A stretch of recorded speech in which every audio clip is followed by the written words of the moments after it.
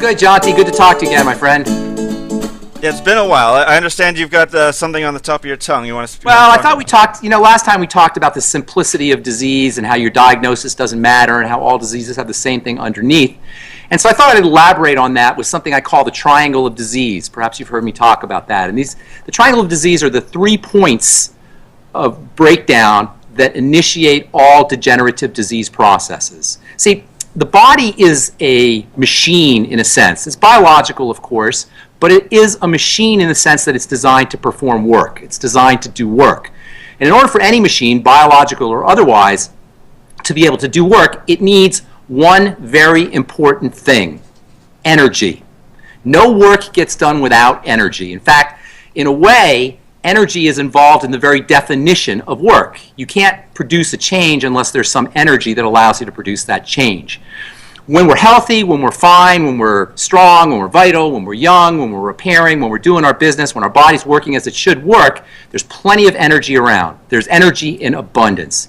When we're sick, what happens is there's some kind of disruption in how the body processes energy. So in order to understand sickness, we've got to understand what goes wrong in the energy processing systems.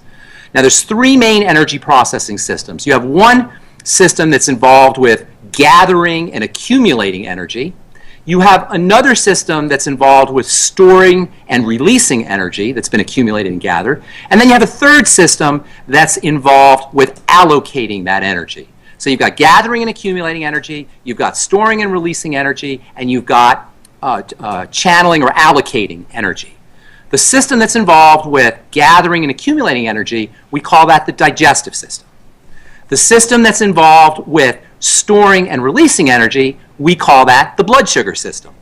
And the system that's involved with distributing energy to where it needs to go for the body to perform its work, we call the adrenal thyroid system. The adrenal glands and the thyroid are linked together. And these 3 points make up what I call the triangle of disease. You can think of it as a triangle of health when they're working correctly, but in terms of sickness and illness, when the body breaks down, it breaks down at these 3 points. It does not gather and accumulate energy effectively, it does not store and release energy effectively, and it does not allocate and distribute that energy correctly. These 3 points constitute what I call the triangle of disease. Now this is important because from these 3 points ensue every single chronic degenerative disease process we can name. You ever hear this philosophical concept called Occam's razor? Absolutely. Okay. Occam's razor, also known as the law of parsimony, says that the simplest and the easiest solution is always going to be the first one that you want to try. It's always going to be the best, at least to try it first. And the reason this is important is because if you have a disease state, say cancer, heart disease, autoimmune disease, whatever your particular disease is, it can be overwhelming. You don't know where to start. You don't know where to begin. You're looking at the symptoms. The symptoms are going to be pain. The symptoms are going to be swelling. The symptoms are going to be an inability to move your body. There's all these different ways that the breakdowns can occur. And if you try to treat your disease state at the symptomatic level, you're going to go crazy. And you're not going to be able to solve the problem. But if you understand that all of our disease states, all of our degenerative disease states, and all of our symptomology arise from these 3 points of fundamental breakdown, then it becomes simply a matter of correcting 3 points. You don't have to worry about the genetics and the molecular nature and all the different biochemicals that are secreted and all the different symptomologies that you're dealing with. All you have to do if you're truly interested in reversing a degenerative disease process is backtrack to these 3 fundamental points, the triangle of disease from which point all other diseases arise. So how do you do it? Well, first of all, you always focus on digestive health. The digestive system breaks down first. And because the digestive system is responsible for accumulating energy, for gathering the energy up from food, you can see how you're going to have a fundamental problem if you can't gather up and accumulate energy. Your body's not going to have the energy it needs to do its work, which is why no matter what your health issue is, you got to start off with the digestive system. If you are dealing with some kind of digestive impairment, and rest assured if you have any other disease state, because this is the fundamental point on the fundamental triangle of disease, you guaranteed have some kind of digestive health issue, and you could take all the nutritional supplements you want, you can eat all the correct foods that you want, but if you have a breakdown at this point, the digestive system point, where you're not able to gather and accumulate the energy, nothing else is going to work correctly. So you got to start off with digestive health. You got to start off with helping your body accumulate and gather energy from food. Now, the sad thing about the digestive system, or digestive system breakdown, is it occurs woefully early. For many people, it occurs at birth. For some people, it occurs in utero, in the womb. Nature has designed a system where human babies are born early. They're born premature. This is because we got big heads and we got big brains. So it's hard enough for a baby to come out of a female birth canal, as is. But if nature had a system where the baby had to wait for the head to get big enough, or for the head to be completely mature and the brain to be completely developed, the baby would never make it out of the womb, or never make it down the birth canal. So nature has set up a system where babies are born early. However, because babies are born early, there are parts of the body that are immature and that take time to develop. One of those parts, one of those systems, if you will, that has to develop over the course of time postnatally after birth is the digestive tract. No problem, because nature has set up a way for this to occur. We call that breast milk and breastfeeding. And this is the main role, or one of the main roles of breast milk, is to grow the baby's digestive tract, which, by the way, interestingly and importantly, is synonymous, essentially, with the immune system. The immune system lives in the digestive tract. So babies are born with premature, immature digestive systems and immune systems. Now, if all is working accordingly, the mom will breastfeed, the mom will be healthy, she'll have enough nutrition, the baby will breastfeed, and the growth factors will come out in the breast milk, and the baby's digestive system, digestive tract, the intestines, and the immune system will all mature the way they're supposed to mature. However, we know that 1/3 of babies aren't even breastfed. And who knows how many babies aren't breastfed long enough? And who knows how many babies are breastfed with milk from mothers who aren't nutritionally competent themselves or who have their own health issues. And when a mom has health issues, the biochemicals of disease that she's producing are coming out in the breast milk. So many, if not most, babies begin their lives with compromises at this very fundamental point on the triangle of disease. Now, the digestive system, as we said, is responsible for gathering and accumulating energy, and energy is what it's all about. We can't do work without energy, we can't grow without energy, we can't detoxify without energy, we can't do anything without energy, and so right from the get-go, for many of us, we've got a breakdown at this very fundamental point where we're gathering and accumulating energy. Then we get into the second point on the triangle of disease, which is the body's ability to store and release energy. This is the blood sugar system, and this is the role of the blood sugar system, is to store energy and then to release energy. But we see that if the digestive system is breaking down, immediately we're going to have a problem storing and releasing energy because we're not accumulating and gathering enough energy. This is where you run into problems with blood sugar and juvenile diabetes, or type 2 diabetes. They call it adult onset diabetes, but now they have to call it type 2 diabetes because kids are getting it. Blood sugar problems in children, obesity in children. We know it's a significant problem.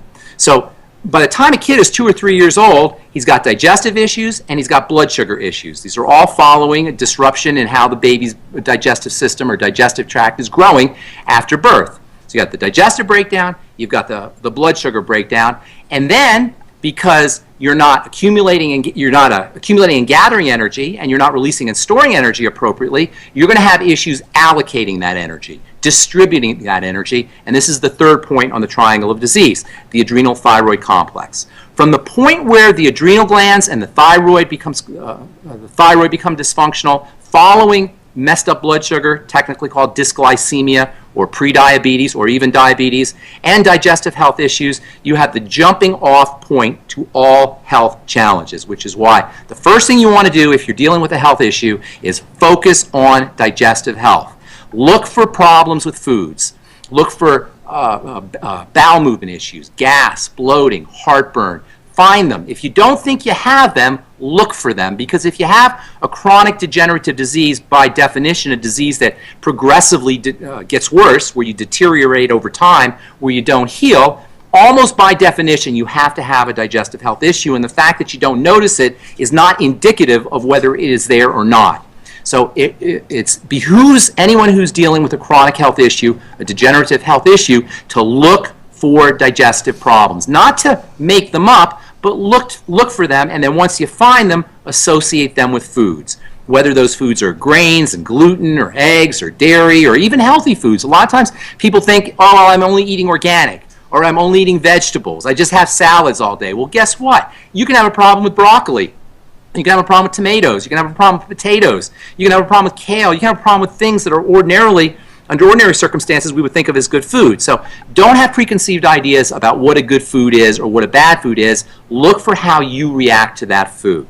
Then simultaneously with looking for problem foods and eliminating those problem foods, you got to use nutritional support for the digestive tract. Chief among the nutritional supplements for the digestive system are probiotics and good bacteria. Also fermented foods, that's another good source of bacteria. Vegetables in general are good digestive salve foods. They soothe the digestive tract. Celery, spinach, kale, leafy vegetables. These are good sources of something called nitrates, which are very important for digestive health. They're also good sources of fiber, which are good for digestive health. Both fiber and nitrates provide an environment for probiotics and good bacteria to thrive in. So using vegetable juices is another great strategy for the digestive system. Using gelatinous kinds of substances, things like cartilage or aloe or noni, these all have a coating and soothing effect on the digestive tract. Likewise, glucosamine sulfate, which is ordinarily used to treat arthritis or chondroitin and these kinds of substances. And the second point on the triangle of disease needs to be addressed, and again, this is for all chronic degenerative diseases, from autoimmunity to cancer to heart disease. The second point is the blood sugar system. Stabilize the blood sugar. Eat less insulin spiking foods and blood sugar spiking foods, refined carbohydrates, even vegetable carbohydrates can be a problem. Starchy foods like potatoes can be a problem for some folks. If you notice that you bloat or you feel gassy after you eat these kinds of foods, almost guaranteed you're having a problem processing these sugary foods. If you feel tired after you eat foods, that's another indicator that you may have an issue with insulin sensitivity. Your insulin may be too sensitive or may not be sensitive enough. In fact, if you have a chronic degenerative disease, just assume that you have dysglycemia issues, dysglycemia being the fancy way of saying messed up blood sugar. Use nutrients to help your body process sugar, the B vitamins, chromium, vanadium, something called alpha lipoic acid, vitamin E, amino acids like taurine and arginine can be very helpful. Vitamin C can be important for helping your body process sugar, and the electrolytes, potassium, calcium, sodium, magnesium, and chloride. Best way to get all of these nutrients is with nutritional supplements, things like the Beyond Tangy Tangerine, and fresh fruits and vegetables, especially fresh vegetables. You might want to be careful about fruits. Fruits do have some good things in them, but modern fruits have been bred over the course of really millennia, thousands of years, certainly hundreds of years, to be super sweet. So you got to be really careful with your fruits. But vegetables and vegetable juices and vegetable soups, you can eat those all day long. In fact, we should be eating them all day long. And then the third point is the adrenal thyroid complex, what I call the adrenal thyroid complex. And I call it a complex because the adrenal glands are your distribute energy in the case, remember, the adrenal thyroids are distributing energy, allocating energy. The adrenals are allocating energy for emergencies, and the thyroid is allocating energy for day-to-day activities. So by working on the adrenal thyroid complex, you will improve the body's ability to redirect energy. And in combination with all your digestive strategies, your blood sugar strategies, once you start to work on the adrenals and the thyroid, your body will be able to allocate the energy that it's releasing and storing better, because you've been working on the blood sugar system, and then it's accumulating and gathering more effectively because you've been working on the digestive system. How do you work on the adrenal thyroid complex? Well, there's a lot of ways, but the best way to do it is to calm the body down. The more calm the body is, the more relaxed the body is, the healthier and the more appropriate its allocation and distribution of energy will be. Lots of ways to do this. Slow, deep breathing is one great way. Massage is another great way. Naps are a good way. Meditation, Reiki, body work. These are all wonderful ways that you can relax the body. And when I say relax the body, a lot of it has to do with relaxing the muscles, the musculoskeletal system. For example, we carry a lot of tension in our face. So by relaxing the muscles around the mouth, relaxing the muscles around the jaw, which, by the way, the masseter muscle here is your strongest, most powerful muscle in the body. It's your bite muscle, and we tend to have a lot of tension here. Relaxing this jaw area, the mouth area, also the eye area. we tend to hold a lot of tension in the eyes. Simply by relaxing your eyes and taking a nice soft focus instead of a concentrated focus, you can almost instantly feel your body relaxing. Hot tubs, hot water, showers, even a hot washcloth laid across the eyes can be wonderful ways to relax the body and improve the way it allocates energy. Now, the beautiful thing about working this way is there are no medical interventions. These are all things that you can do out of the comfort of your own living room. Another thing, another beautiful aspect of this triangle of disease is once you start working this way, you'll notice results quickly.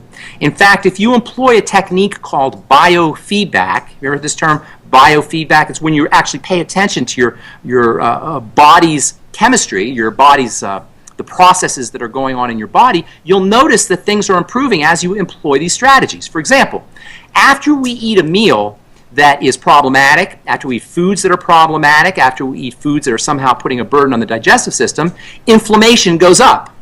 After we eat foods that are problematic, our pulse will start to raise. Our blood pressure may get higher. So if you start to work on your digestive system and you're applying biofeedback techniques where you're paying attention or becoming aware of your body's processes, you'll notice that if you have arthritis, for example, or if you have some kind of inflammatory health condition, you notice that you don't have pain or you don't have as much pain if you start paying attention to your digestive symptomology. You'll notice that your blood pressure will have a tendency to drop, to be reduced if you start paying attention to your digestive health. Likewise, with paying attention to blood sugar and watching your intake of refined carbohydrates and insulin or blood sugar spiking foods, you'll notice that your blood pressure will have a tendency to slow down. You'll notice inflammatory pain improves, and you'll notice you have more energy.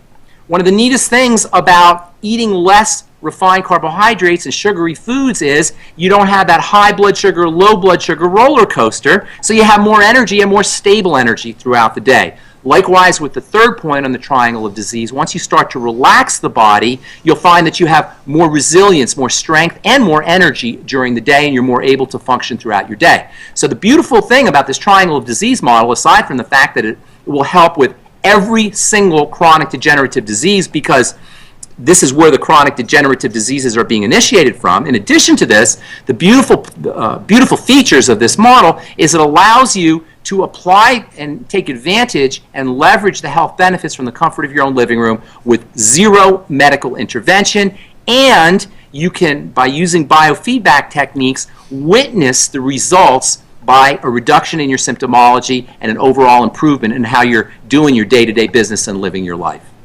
I call that the triangle of disease. You can apply it to every single health issue, every single health challenge that you have. In fact, I would go so far as to say there is no such thing as a chronic health degenerative challenge that is not fundamentally substood on top of, if you will, this triangle of disease.